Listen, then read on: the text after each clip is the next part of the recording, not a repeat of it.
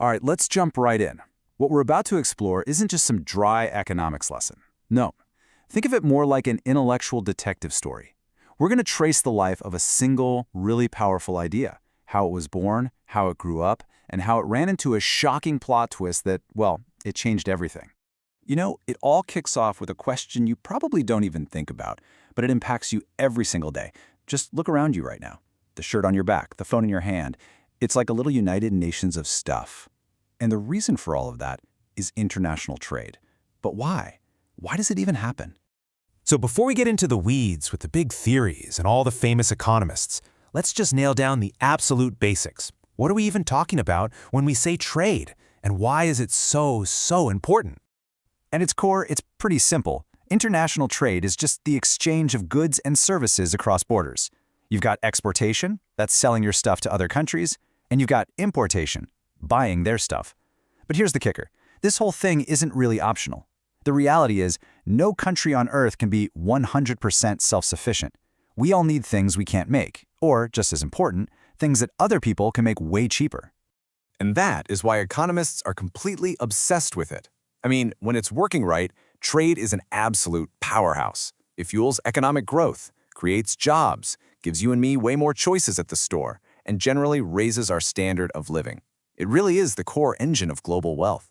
So, for centuries, the big puzzle has been, how do we make that engine run better?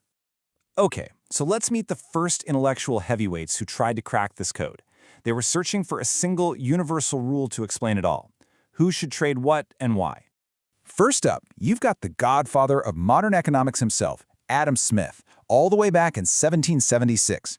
His big idea was called absolute advantage, and honestly, it's just pure common sense. He said a country should only export something if they are flat out better and cheaper at making it than everybody else.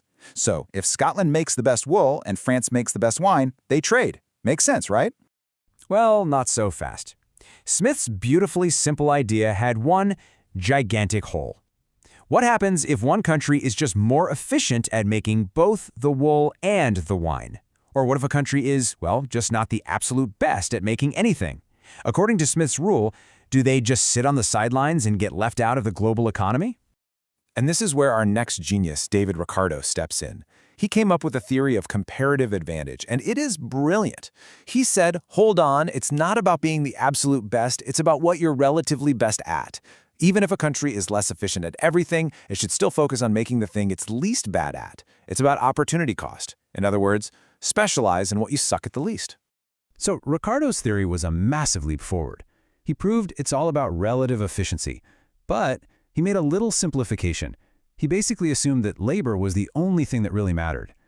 And that just tees up the next big question. Why did these cost differences even exist? It can't all just come down to having better or worse workers.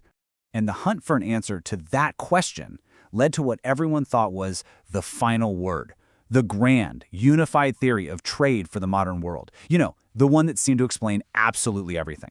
And here it is, the Heckscher-Ohlin theory, or HO for short. Now, the beauty of this theory is how elegant and simple it is. It says a country will export stuff that's made using whatever it has a ton of. So if your country has lots of people, you'll export labor-heavy things like t-shirts. If your country has lots of capital, so money, factories, machines, you'll export capital-heavy things like cars. It just makes perfect sense. And for decades, that was it. Case closed. The HO theory wasn't just a theory, it was treated like a fundamental law of economics, like gravity. It was taught in every university, in every textbook, as the definitive answer. It was intuitive, it was logical, and pretty much everyone just assumed it had to be right. But here's the thing about economics, and science really. Assumptions can be dangerous, because in 1953, someone finally decided to actually check the receipts, and that led to the biggest plot twist in this entire story. So, let's meet our detective, Vasily Leontiev. Now, for years, the HO theory had been accepted based on what they called casual empiricism, which is really just a fancy way of saying, well, it seems about right. Nobody had the tools to really test it with cold, hard data. Leontiev was the very first person to try. And the setup for his experiment was absolutely perfect. Back then, the United States was, without a doubt, the most capital-rich country on Earth. It had the most factories, the most machines, the most money.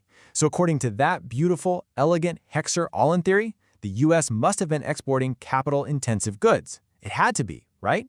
Wrong. And this was the bombshell.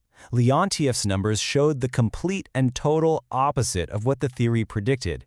The capital-rich United States was actually exporting labor-intensive goods and importing capital-intensive ones. This became known as the Leontief paradox, and it just sent an earthquake through the field of economics. The law wasn't a law at all. So what on earth was going on? Well, the answer turned out to be a weird little exception called factor intensity reversal, and this example explains it perfectly. Think about agriculture. In a country like India, farming is super labor-intensive. It takes a lot of people. But in the US, it's incredibly capital-intensive. It takes giant, expensive tractors. So the same product can be made in totally different ways, which messes up the HO theory's neat little boxes and explains the paradox. Okay, wow, that was a wild ride. From a simple, common-sense idea all the way to a real-world paradox that stumped everybody. So let's pull all of this together into one final, super clear summary. This is your master cheat sheet for the entire story of trade theory. Let's just walk through this one last time, because you can see how each idea leads to the next. We started with Adam Smith. Export what you're absolutely cheapest at making. But its flaw? It leaves some countries out. So then came David Ricardo. Export what you're relatively best at. His flaw? He only really considered labor. That led to Heckscher Holland. Export stuff using your abundant factor. And its major flaw? It just didn't hold up to real data, which led us straight to the Leontief paradox and the big exception, factor intensity reversal. And that leaves us with one last, pretty big thought to chew on. This whole story is a perfect example of how an idea that seems totally logical, that seems like a law, can completely fall apart when you finally test it against the messy, complicated real world. So it makes you wonder, doesn't it?